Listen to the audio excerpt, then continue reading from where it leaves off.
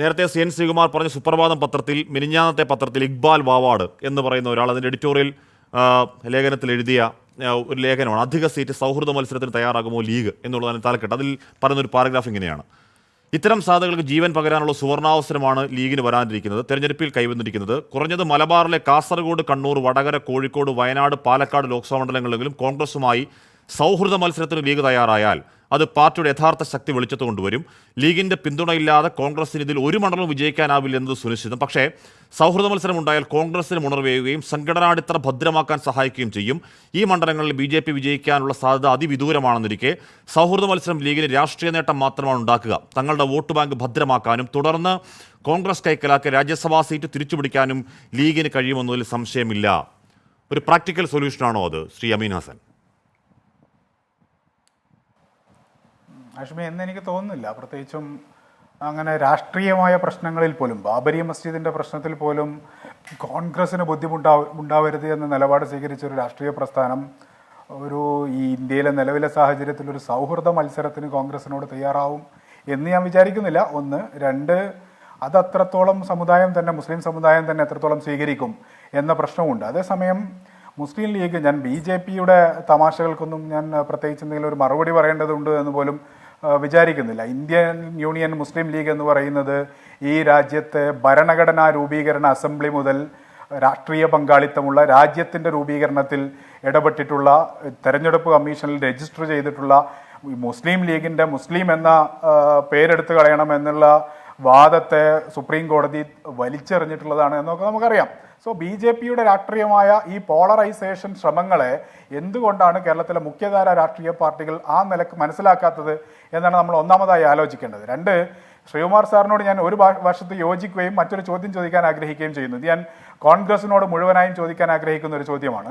പ്രകാശൻ മാഷ് പറയുന്നത് CPMന്റെ നിലപാട് ഒരു കാപ്പട്യം നിറഞ്ഞ നിലപാടാണ് എന്ന കാര്യത്തിൽ നമുക്കാർക്കും തർക്കമില്ല. കാരണം ഹാഷ്മി ഇവിടെ സൂചിപ്പിച്ച ഉദാഹരണങ്ങൾക്ക് പുറമെ 5ാം മന്ത്രി എന്ന് പറയുന്ന മുസ്ലിം ലീഗിൻ്റെ 18 MLA-മാരുണ്ടായിരുന്ന 70-72 എന്ന് പറയുന്ന മാജിക് നമ്പറിൽ മാത്രം നിലനിന്നിരുന്ന UDF മന്ത്രിസഭയിൽ 18 MLA-മാരുണ്ടായിരുന്ന ഇന്ത്യൻ യൂണിയൻ മുസ്ലിം ലീഗ് തങ്ങളുടെ പോർട്ട്ഫോളിയോ വിഭജിച്ചുകൊണ്ട് ഒരു 5ാമത്തെ മന്ത്രിസ്ഥാനം ചോദിച്ചതിന് CPM ഉണ്ടാക്കിയ പൊല്ലാപ്പ് എത്രയാണ് എന്ന് നമുക്ക് എല്ലാവർക്കും അറിയാം. പച്ച ബ്ലൗസ് മുതൽ കേരളത്തിൽ ലീഗിനെ താലിബാലിസം നടപ്പാക്കുന്നു എന്നടക്കമുള്ള പ്രചാരണങ്ങൾ നടത്തിക്കൊണ്ട് കേരളത്തിൻ്റെ പൊളിറ്റിക്കൽ സ്ഫിയറിൽ മുസ്ലിം വിരുദ്ധത പ്രചരിപ്പിച്ച് അതിന് ലീഗ് അടക്കമുള്ള മുസ്ലിം സംഘടനകളെ കരുവാക്കി CPIM നടത്തിയിട്ടുള്ള, ചരിത്രത്തിൽ നടത്തിയിട്ടുള്ള പലതരത്തിലുള്ള ഹീനമായ രാഷ്ട്രീയ ശ്രമങ്ങൾ നമുക്കറിയാവുന്നതാണ്. പക്ഷെ അത് പറയേണ്ടത് ആരാണ്?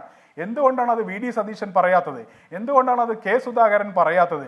അതിന് പകരം കോൺഗ്രസ് ഇന്ത്യൻ എക്സ്പ്രസിൽ ഒരു വാർത്ത വരുത്തുന്നു. കോൺഗ്രസിനകത്ത് നിന്നല്ലാതെ അത്തരത്തിലൊരു പ്രചാരണം ഉണ്ടാവില്ല. മുസ്ലിം ലീഗിന്റെ ആവശ്യം ഉന്നയിക്കുമ്പോൾ മുസ്ലിങ്ങളുടെ രാജ്യസഭാ അംഗത്വം സംബന്ധിച്ച് കോൺഗ്രസിൽ നിന്ന് ജബി മേത്തറുണ്ട്, CPMൽ നിന്ന് 2 മുസ്ലിം MP-മാരുണ്ട്, അതുകൊണ്ട് ഇനിയും ഒരു രാജ്യസഭാ അംഗം മുസ്ലിം ആവുന്നത് പ്രശ്നമാകും എന്ന് രാജ്യത്ത് തന്നെ മുസ്ലിം MP-മാരുടെ പങ്കാളിത്തം ഇല്ലാത്ത സന്ദർഭത്തിൽ പ്രചാരണം നടത്തുന്നതിന് കോൺഗ്രസ് നേതൃത്വം നൽകുന്നു.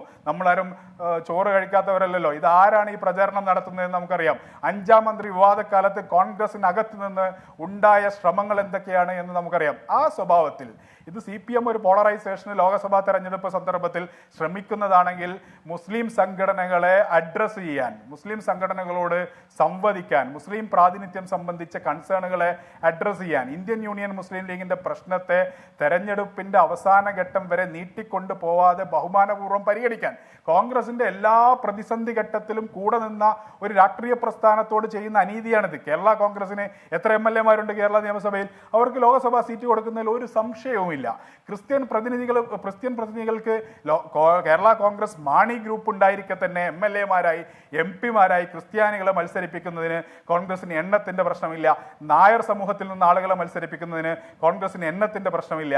പക്ഷെ മുസ്ലിങ്ങളെ മത്സരിപ്പിക്കുമ്പോൾ പ്രാതിനിധ്യം കൊടുക്കുമ്പോൾ സാമുദായികമായ ജനസംഖ്യാനുപാതികമായ പ്രാതിനിധ്യമല്ല, നാമമാത്രമായ പ്രാതിനിധ്യം കൊടുക്കുമ്പോൾ പോലും അതൊരു പോളറൈസേഷന് ശേഷം മാത്രം നൽകുന്ന തരത്തിലുള്ള ഒരു രാഷ്ട്രീയ ബലാബലത്തിലേക്ക് കോൺഗ്രസ് കൊണ്ടുവരുന്നത് എന്തുകൊണ്ടാണ്? ഞാൻ പറയാൻ ശ്രമിക്കുന്നത്, AK ആന്റണി എന്ന് പറയുന്ന നേതാവിനെ തിരൂരങ്ങാടിയിൽ, കോൺഗ്രസിന് എന്ത് ശക്തിയാണ് തിരൂരങ്ങാടിയിലുള്ളത് നമുക്ക് എല്ലാവർക്കും അറിയാം.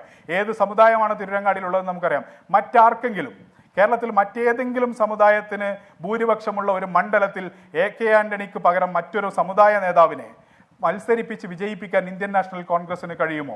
അപ്പോൾ ഞാൻ രണ്ട് കാര്യങ്ങളാണ് അതിലൂടെ പറയാൻ ശ്രമിക്കുന്നത്. എല്ലാ അർത്ഥത്തിലും മതേതര രാഷ്ട്രീയത്തോട് ചേർന്ന് നിൽക്കുകയും കോൺഗ്രസ് അടക്കമുള്ള CPIM അടക്കമുള്ള മതേതര രാഷ്ട്രീയത്തോട് തങ്ങളുടെ പ്രാതിനിധ്യം ഇല്ലാത്തപ്പോൾ പോലും ദേശീയ രാഷ്ട്രീയം പരിഗണിച്ചും സംസ്ഥാന രാഷ്ട്രീയം പരിഗണിച്ചും കൂടെ നിൽക്കുകയും ചെയ്ത ഒരു സമുദായം, ആ സമുദായത്തിൽ നിന്നുള്ള രാഷ്ട്രീയ പാർട്ടിയെ ആ നിലക്ക് ബഹുമാനപൂർവ്വം അഡ്രസ്സ് ചെയ്യാൻ കഴിയാതെ ശ്രീകുമാർ സാർ എന്താണ് പറയുന്നത്?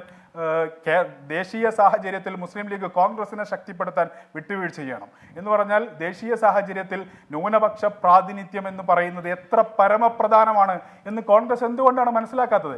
ഈ രാജ്യത്ത് ഏറ്റവും കൂടുതൽ വിവേചനം നേരിടുന്ന, തങ്ങളുടെ പള്ളികളും മദ്രസകളും ഒക്കെ തകർത്തുകൊണ്ടിരിക്കുന്ന BJP നിരന്തരമായി വംശഹത്യാ മുനമ്പിൽ നിർത്തുന്ന ഒരു സമൂഹത്തിൽ നിന്ന് ലോകസഭയിലെ അവരുടെ രാഷ്ട്രീയ പ്രാതിനിധ്യം ഉറപ്പുവരുത്താൻ, കേരളത്തിൽ നിന്നടക്കം ആ രാഷ്ട്രീയ പ്രാതിനിധ്യം ഉറപ്പുവരുത്താൻ, അവർക്ക് ആകെയുള്ള തങ്ങളുടെ ഘടകകക്ഷിയായ ഒരു രാഷ്ട്രീയ പാർട്ടിയെ ശക്തിപ്പെടുത്താൻ, ആ ശക്തിപ്പെടുത്തുന്നതിലൂടെ ദേശീയ രാഷ്ട്രീയ രംഗത്ത് മുസ്ലിം സമൂഹത്തെ, ന്യൂനപക്ഷ സമൂഹത്തെ ഉയർത്തിക്കൊണ്ടുവരാൻ കഴിയുന്ന ഈ പോളറൈസേഷൻ പൊളിറ്റിക്സിനെ സെക്കുലർ പൊളിറ്റിക്സ് മുന്നോട്ട് വെച്ചുകൊണ്ട് സമുദായ പ്രാതിനിധ്യം ഉറപ്പുവരുത്തിക്കൊണ്ട് മുസ്ലിങ്ങളുടെ രാഷ്ട്രീയമായ ന്യായമായ അവകാശങ്ങളെ ബഹുമാനപൂർവ്വം അഡ്രസ്സ് ചെയ്യുന്ന ഇന്ത്യൻ യൂണിയൻ മുസ്ലിം ലീഗ് എന്ന് പറയുന്ന ദാഷ്മിയുടെ സൂചിപ്പിച്ചതുപോലെ ചരിത്രത്തിലുടനീളം തങ്ങൾക്ക് വേണ്ടി വിട്ടുവീഴ്ച ചെയ്ത, തങ്ങൾ രാജ്യസഭാ സീറ്റ് ഇപ്പോൾ കൊടുക്കുന്നതിനെ കുറിച്ചാണ്. AK ആന്റണിക്ക് രാജ്യസഭാ സീറ്റ് വിട്ടുകൊടുത്തതാണ് മുസ്ലിം ലീഗ്. നേരത്തെ മുസ്ലിം ലീഗിന് 2 രാജ്യസഭാ അംഗങ്ങൾ ഉണ്ടായിരുന്നു. ഇതൊന്നും ചരിത്രം അറിയാത്ത ആളുകളല്ല നമ്മൾ. അങ്ങനെ എല്ലാ ഘട്ടത്തിലും എന്തിനാണ് മുസ്ലിം ലീഗിന് കോൺഗ്രസിന്റെ പിന്തുണ മലപ്പുറത്തും പൊന്നാനിയിലും ജയിക്കാൻ? CPM-ഉം കോൺഗ്രസും മുസ്ലിം ലീഗും വേറെ മത്സരിച്ചാൽ മലപ്പുറത്തും പൊന്നാനിയിലും മുസ്ലിം ലീഗ് ഒറ്റയ്ക്ക് ജയിക്കും, വയനാട് മുസ്ലിം ലീഗ് ഒറ്റയ്ക്ക് ജയിക്കും. അങ്ങനെ കോൺഗ്രസിന് കാസർഗോഡ് മുതൽ കുന്നംകുളം വരെ ഒറ്റയ്ക്ക് ജയിക്കാവുന്ന ഒരു നിയമസഭാ മണ്ഡലം പറയാമോ? എൻ്റെ ജില്ലയിൽ മലപ്പുറത്ത്, കോഴിക്കോട്, കാസർഗോഡ്, കണ്ണൂരടക്കം കോൺഗ്രസിന്റെ പിന്തുണയില്ലാതെ മുസ്ലിം ലീഗിന് ജയിക്കാവുന്ന നിയമസഭാ മണ്ഡലങ്ങളുണ്ട്. ഈ പറയുന്ന 2 ലോക്സഭാ മണ്ഡലത്തിലും മലപ്പുറത്തും കോഴിക്കോടും ഒറ്റയ്ക്ക് നിന്ന് ജയിച്ച് 962-ൽ കായിദമില്ലത്ത് മുഹമ്മദ് ഇസ്മായിൽ സാഹിബ് അടക്കം ജയിച്ച ചരിത്രം ഇന്ത്യൻ യൂണിയൻ മുസ്ലിം ലീഗിനുണ്ട്. പിന്നെ എന്താണ് ഈ മുന്നണി എന്ന് പറയുന്നത്? ഈ തരത്തിൽ ആനുപാതികമായ പ്രാതിനിധ്യം പോയിട്ട് മാന്യമായ ഒരു അക്കോമഡേഷൻ പോലും കൊടുക്കാൻ കഴിയാത്ത തരത്തിൽ ഈ പോളറൈസേഷൻ ലീഗിനെ പരിഹസിക്കുന്നു കോൺഗ്രസ് എന്ന് പറയുന്നത്. അത് രാഷ്ട്രീയ എന്തുകൊണ്ട് ഇവർക്ക് ചെയ്യാൻ കഴിയില്ല? ഞാൻ